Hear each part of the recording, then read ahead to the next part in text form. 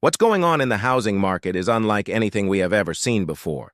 Some places are seeing home prices drop by 20% or more, while other areas remain completely out of reach for the typical buyer. So what gives? Which places are crashing and which ones are still seeing huge price growth? And most importantly, where do you see the best opportunities to buy real estate right now? Well, today I'm going to show you exactly what's happening and why Western New York has become one of the biggest shakeups in the entire country when it comes to home prices. You see, since 2020, we've seen the housing market go through a period of unprecedented demand and low inventory. This led to a massive spike in home prices all across the country, with some areas seeing increases of over 30%. But now things are starting to change, and we're beginning to see this extreme imbalance in the market start to normalize. Basically, certain markets are getting hit much harder than others, and today I want to reveal which ones are falling the fastest and which locations are continuing to buck the trend. Now, before we get started, I just want to take a quick moment to ask you guys for a huge favor. If you're watching this video, please consider subscribing because I just want to hit that 100,000 subscriber milestone before the end of the year. Also, if you want to stay up to date on all the latest news and analysis like this, please make sure to turn on notifications so that way you never miss another episode. With that said, let's begin. All right, so first, let's start off with a quick overview of what's happening in the housing market right now. Now, there's a common misconception that the housing market is either completely crashing or everything is still skyrocketing in price and nothing is affordable anymore. But the truth is, somewhere in between these two extremes. Yes, the pandemic era of record low interest rates and a flood of cheap money did cause a massive spike in demand for housing. This caused home prices to surge and put upward pressure on affordability across the country. But now things are changing.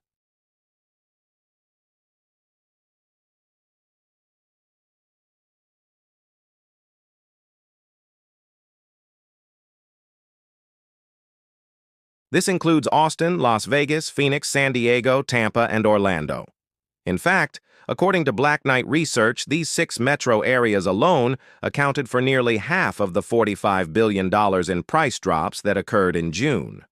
But despite this, we're also seeing other parts of the country where demand remains high and inventory is at historic lows.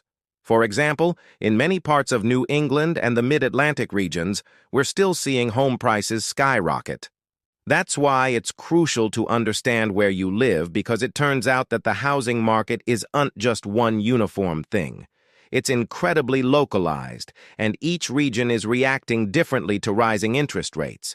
So with that said, let's discuss the weird phenomenon that's happening in Western New York and how it relates to the rest of the country. To really understand what's going on, we have to look at some data. First, let's look at this map from Realtor.com, which shows the average sale price for homes sold in June compared to the average sale price in January. As you can see, almost all of the country is showing price decreases, but there are a few outliers, such as Idaho, Nevada, Utah, Arizona, Colorado, and Washington, D.C. These areas continue to see strong price growth, but they're also seeing some of the most significant drops in sales volume. Next, let's look at this map from the National Association of Realtors, which shows the year-over-year change in median sale price for single-family homes. As you can see, the vast majority of the country has seen double-digit price growth over the past year. However, a few areas, including parts of California and Florida, have started to cool off. But the biggest surprise here is the northeast quadrant of the country, which has seen some of the biggest price growth in the entire country. In fact, Western New York has seen one of the largest year-over-year price increases of any place in the United States. Okay, so next, let's dig deeper into the data and look at what's happening in Western New York specifically. To do this, I pulled together a report from Zillow that looks at the most recent home sales data in the area. Now, when looking at this data, it's important to remember that the real estate market is very local and different neighborhoods within a city, county, or state can react differently to larger economic trends. That's why it's always important to work with a local real estate agent who knows the nuances of your market. Now, starting off with Buffalo, we can see that the median list price for homes sold in June was $246,000, which represents an increase of 8.4% compared to January. But what's really interesting here is that the typical home spent only 30 days on the market before selling, which is down significantly from the 47 days it took to sell a home in January. We can also see that the number of active listings has fallen nearly 40% since the beginning of the year, indicating that supply chain issues and labor shortages are still contributing to lower inventory levels. Moving on to Rochester, we can see that the median list price increased by 7.5% over the same time period. But again, homes are selling much faster now than they were back in January. Homes are also selling for more in Albany with a 9.1% price increase.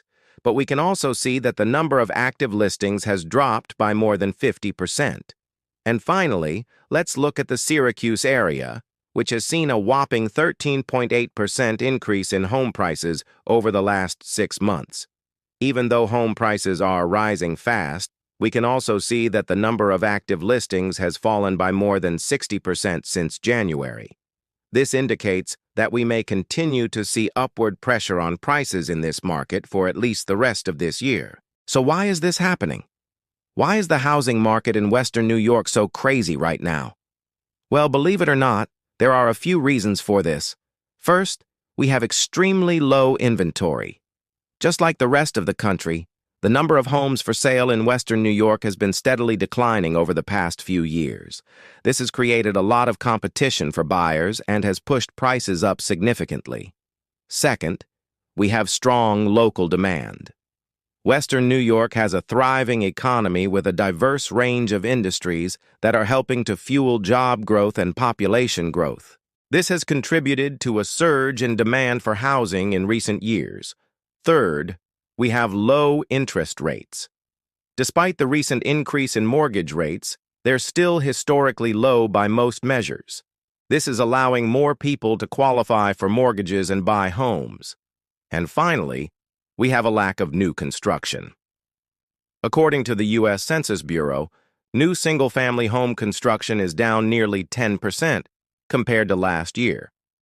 This is exacerbating the inventory problem and putting upward pressure on prices. But what does this mean for the future of the housing market in Western New York? Unfortunately, it's impossible to predict what will happen with certainty. But most experts agree that home prices will likely continue to rise, albeit at a slower pace. The median home price in the U.S. is expected to grow by another 3.2% this year and by another 4.4% in 2023. Of course, this doesn't mean that home prices won't continue to rise in Western New York. But it does indicate that we could see a slowdown in price growth as the Federal Reserve continues to raise interest rates.